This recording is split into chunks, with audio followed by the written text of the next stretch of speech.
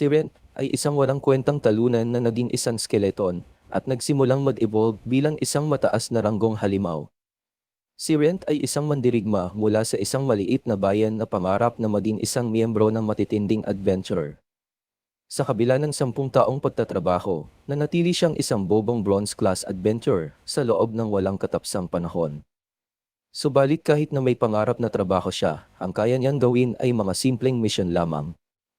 Ito ay dahil ang Adventurer Guild ay naglalagay ng mga ranggo sa kanilang mga misyon upang maiwasan ang mga walang kabuluhang kamatayan. Sa pag-check ni Rent sa mga kasalukuyang misyon, napagtanto niya na ang mga ito ay halos pawang basura. Kaya't nagpasya siyang pasukin ang labyrinth. Ngunit kahit nawala ng ibang tao sa labyrinth dahil naubos na ito ng mga ibang adventurer, natagpuan ni Rent ang isang lihim na daanan. Napalakas ang kanyang loob na isipin na maaari niyang i-report ang kanyang natuklasan sa guild at yayaman. Gayunpaman, sa halip na gawin ito, naisipan niyang pasukin ang daanang ito, umaasa na makakahanap siya ng mga kayamanan. Nagtagumpay siyang makapasok sa isang kwarto kung saan nakita niya ang isang malaking dragon. Iniisip niya na ito ay pinakamahusay na uri ng halimaw at ayon sa mga alamat, may maraming anyo ang mga ito. Lumalapit ang dragon sa kanya, at si Went ay hindi makagalaw, kinakabahan na baka umihi na lang siya sa takot. Sa bandang huli, kinagat siya ng malaking dragon, ngunit ilang oras pagkatapos ay nagising si Went, nagugulat na buhay pa siya. Nang tumingin siya sa kanyang sariling refleksyon, napagtanto niyang naging mas panit na buto siya. Pagkatapos, nag-isip kung talagang buhay pa talaga siya, hanggang sa natuklasan niyang isa na siyang undead na halimaw. Nag-isip siya na bumalik sa bayan dahil naroroon pa rin ang kanyang mga alaala bilang tao. Gayunpaman, kung makakita siya ng isang obispo o pari, malamang na siya ay papatayin gamit ang kanilang mahika. Napagtanto ni Went na nawawala ang dragon, kaya't naisipan niyang umalis sa kwarto upang maiwasan ang posibleng dobleng pagpatay. Habang naglalakad si Went, nagkwento siya tungkol sa kawalan ng kaalaman ng tao kung saan nagmumula ang mga labyrinth o paano ito gumagana. Alam lang nila na maraming mga labyrinth sa buong mundo na may mga kayamanan sa loob. Naisip ni Rent na maghintay ng isang bagong adventure na pumasok sa labyrinth na ito at humingi ng tulong. Subalit isa lamang siyang piraso ng mga buto na hindi makapagsalita. Bigla, isang ibang skeleton ang lumitaw at hinamon si Rent. Naisip ni Rent na saktan ito gamit ang kanyang espada, subalit na-realize niyang mahirap mag-aksyon ng walang kalamnan. Itinaas niya ang espada upang saktan ang buto, ngunit siya pa mismo ang natumba. Ang skeleton ay may problema rin sa kanyang mga parte dahil natumba ito matapos mawala ng bahagi ng kanyang paanan. Na-realize ni Rent na mahirap makipaglaban sa isang halimaw ng walang mga kasanayan sa espada o mga kalamnan. Sa pagmamasid, bigla niyang natuklasan na maari pa rin niyang gamitin ang spirit energy upang palakasin ang kanyang pisikal na kakayahan kahit na hindi na tao. Gamit ang bagong lakas na ito, nagtagumpay siyang puksain ang kalabang skeleton at nakita niya ang pinag-ugatan ng ito na nagliwanag ng parang pulbos ng pixie. Napagtanto niya na na-recover niya ang spirit energy na dinamit niya at naalala niya ang usapan niya noon sa kanyang kaibigan na si Lorraine, isang mananaliksik na nagsabing maaaring mag-evolve ang mga halimaw sa iba't ibang uri. Naisip niya na kung magiging cool siya, maari siyang makakuha ng laman at makapagsuot ng mga damit para hindi mapansin ng ibang tao. Kaya't naisip ni Went na umpisahan ang paglaban sa mga halimaw sa labyrinth upang magkaroon ng pagkakataon na mag-evolve. Mabilis niyang napagtanto na sa bawat kalaban na kanyang napapatay, siya ay nagiging malakas at nakakabawi mula sa mga sugat na natamo niya. Habang hinahanap pa ang iba pang mga halimaw, natagpuan niya ang isang slime. Bagamat ito ay isang mahinang halimaw, may dalawang paraan lamang upang ito ay matalo, ang pagtusok sa kanyang core o pagbugbog sa kanya hanggang hindi na siya makaregenerate. Naging matagumpay si Rent sa pag-iwas sa mga atake ng slime, subalit hindi niya inaasahan na makuha niya agad ang core nito sa kanyang unang subok.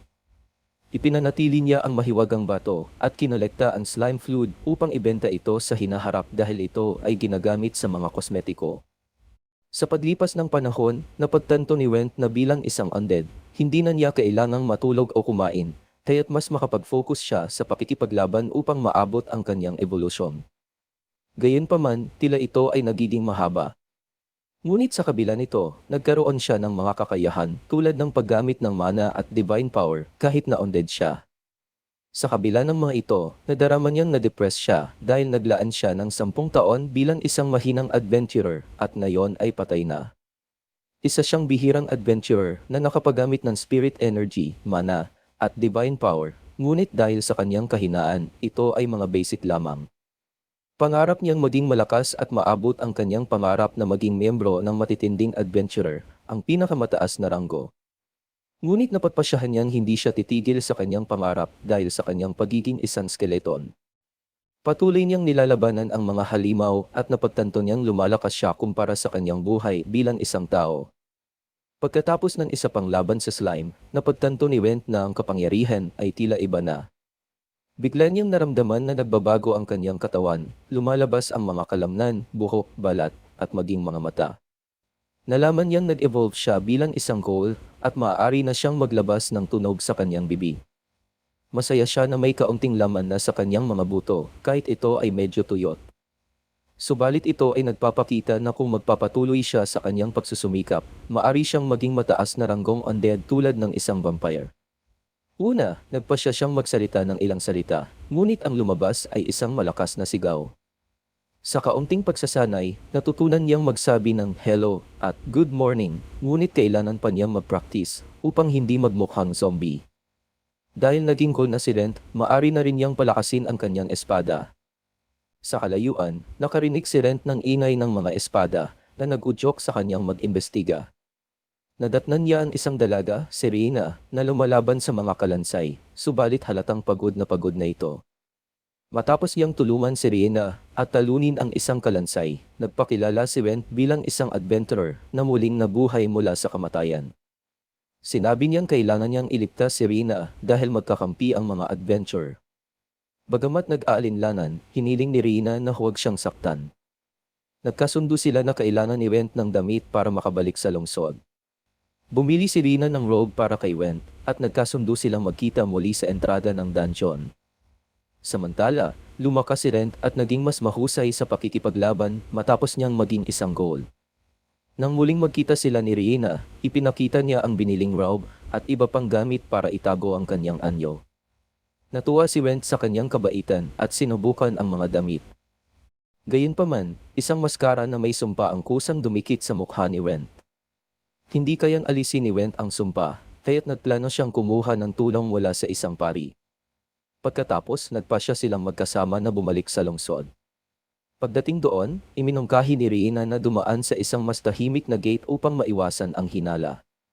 Nagpasalamat si Rent kay Rina sa tulong niya. Subalit, nagpasya si Rent na lumayo kay Rina upang hindi makagulo sa kanyang buhay sa guild. Sa huli, nagtungo si Rent sa isang bahay upang maghanap ng ibang taong makakatulong sa kanya, dala ang kanyang bagong anyo at ang mga hamon na kaakibat nito.